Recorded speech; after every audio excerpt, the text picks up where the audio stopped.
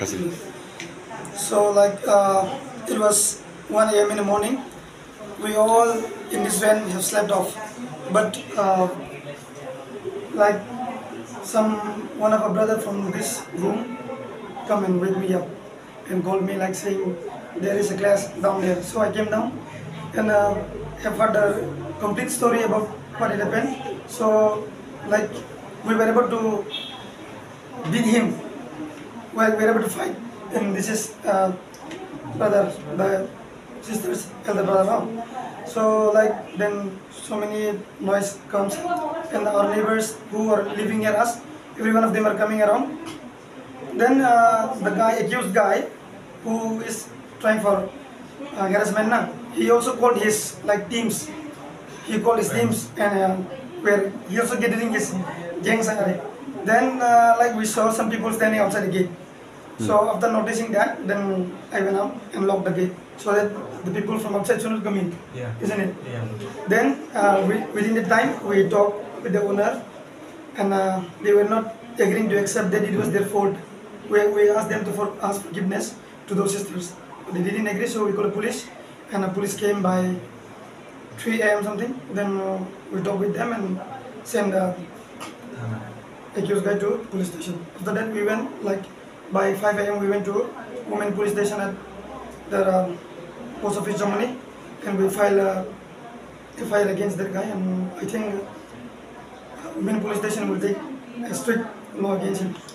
तो सुनने में आया था कि यहाँ पर पुलिस स्टेशन में जाने के बाद भी पुलिस जो अधिकारी हैं वो लोग ठीक तरह से बिहेव नहीं किया था और ठीक तरह से एक्शन नहीं लिया था, सुनने में आया था।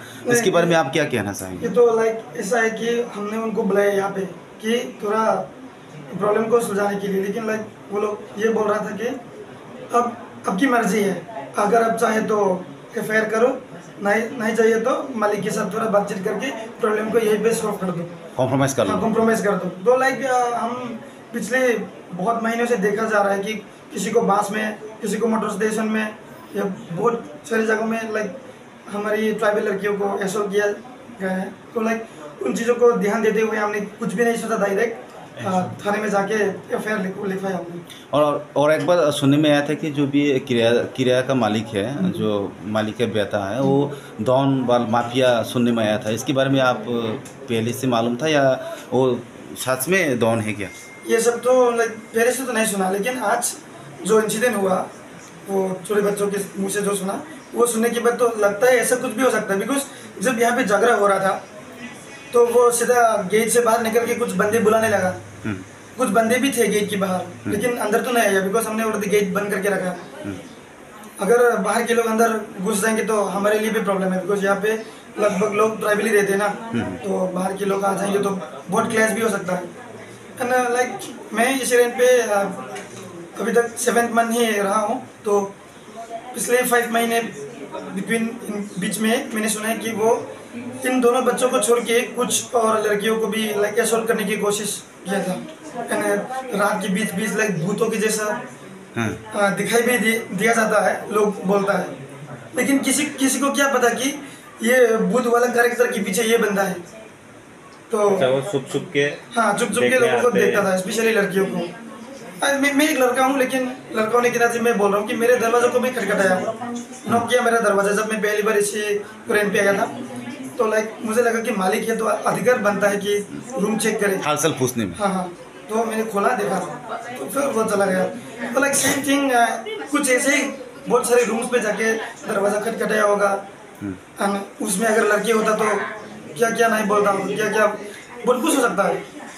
अब ऐसा हो जाने के बाद आप लोग यहाँ पर रहेंगे या दूसरी जगह शिफ्ट होने के लिए सोच रहा है आप? मैं तो ऑलरेडी पहले से प्लान करके रखे कि मैं यहाँ से शिफ्ट हो जाऊँगा। फिर भी इंसिडेंट भी हो गया तो मैं ऑब्वियसली शिफ्ट हो जाऊँगा, और मैं ये भी चाहता हूँ कि यहाँ पे जितने भी लोग रहा है सबको भी यही से शिफ्ट करके कहीं ले जाऊँ। और मैं चाहता हूँ कि अगर गवर्नमेंट एक्शन ले तो ये जो रहना है इसको पूरा बैन करके रखे, बिकॉज भरोसा नहीं है।